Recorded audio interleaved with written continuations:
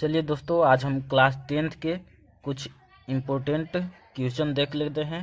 पहला क्वेश्चन है समतल दर्पण द्वारा बने प्रतिबिंब की विशेषताएं। ठीक है, पहला क्वेश्चन क्या है? समतल दर्पण द्वारा बने प्रतिबिंब की विशेषताएं। तो इसका विशेषताएं जो है निम्नलिखित है। पहला है कि प्रतिबिंब दर्पण से पीछे बनता है। ठीक है, प्रतिबिंब जो होता है कहाँ बनता है? दर्पण से तो पीछे बनता है। दूसरा नंबर इसका विशेषता क्या है?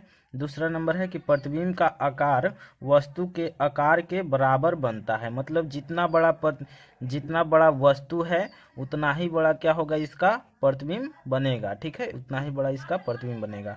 उसके बाद तीसरा नंबर कहा जा रहा है प्रतिबिंब वस्तु की अपेक्षा सीधा बनता है। यानी कि जैसा प्रतिबिंब रहेगा वैसा ही प्रतिबिंब बनेगा, मतलब सीधा बनेगा। ठीक है।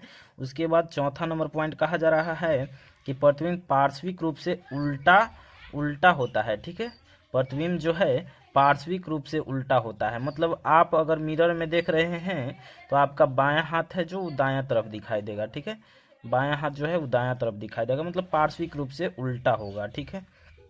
उसके बाद कहा जा रहा है पांचवा नंबर की प्रतिबिंब आभासी होता है, अतः इसे पर्दे पर प्राप्त नहीं कर सकते हैं। ये जो प्रतिबिंब बनता है ये कैसा बनता है? तो ये प्रतिबिंब आभासी बनता है, इसे पर्दे पर प्राप्त नहीं कर सकते हैं। ठीक है। उसके बाद छठा नंबर पॉइंट कहा जा रहा है कि प्रतिबिंब दर्पण से उतना ही पीछे बनता है जितना वस्तु दर्पण से आगे रहता है। ठीक है, जितना वस्तु जो है दर्पण से आगे बनता है, मतलब कि जितना दूरी पर वस्तु है उतना ही दूरी पर प्रतिबिंब भी बनेगा। ठीक है। उसके बाद अगला पॉइंट हम लोग देख लेते हैं। अगला पॉइंट है गोलीय दर्पण। ठीक है, गोलीय दर्पण हम लोग समझते हैं। गोलीय दर्पण उस दर्पण को कहते हैं जिसकी परावर्तक सतह खोखले गोले का भाग होता है, एक भाग होता है। ठीक है, तो गोलीय दर्पण किसको कहते हैं? उस दर्पण को कहते हैं जिसका परावर्तक सतह क्या होता है? एक खोखले गोले का भाग होता है। ठीक है, इस प्रकार से हो गया। आगे देखिए, ये जो दर्पण दिख रहा है ये कौन सा दर्पण हो गया? इधर जो रजित हो गया ये पार्ट जो है ये क्या है? परावर्तक सतह है। तो इस दर्पण को हम लोग कहेंगे अवतल दर्पण। अवतल दर्पण हो गया।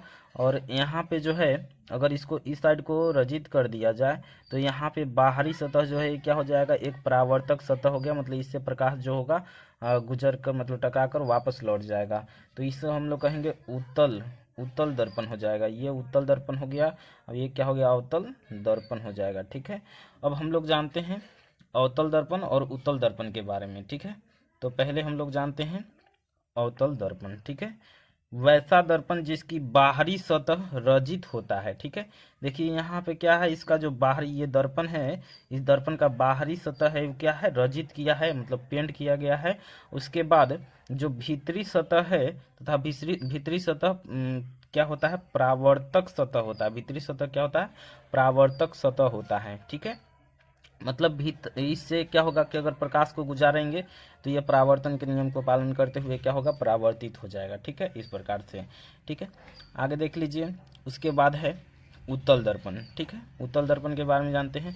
वैसा दर्पण जिसकी भीतरी सतह रजित होता है। ठीक है, वैसा दर्पण जिसकी भीतरी सतह रजित होता है तथा बाहरी सतह क्या होता है? परावर्तक सतह होता है। इसको देखो, इसको देख लीजिए। यहाँ पे भीतरी सतह जो है क्या है? रजित किया है, और बाहरी सतह जो है वो क्या है? परावर्तक सतह है। मतलब इससे अगर प्रकाश को गुजारेंगे इस प्रकार से तो क्या होगा? ये वापस मतलब इस प्रकार से लौट जाएगा। ठीक है, तो चलिए दोस्तों, अगर वीडियो अच्छा लगे तो लाइक शेयर एंड सब्सक्राइब जरूर करें। जय हिंद।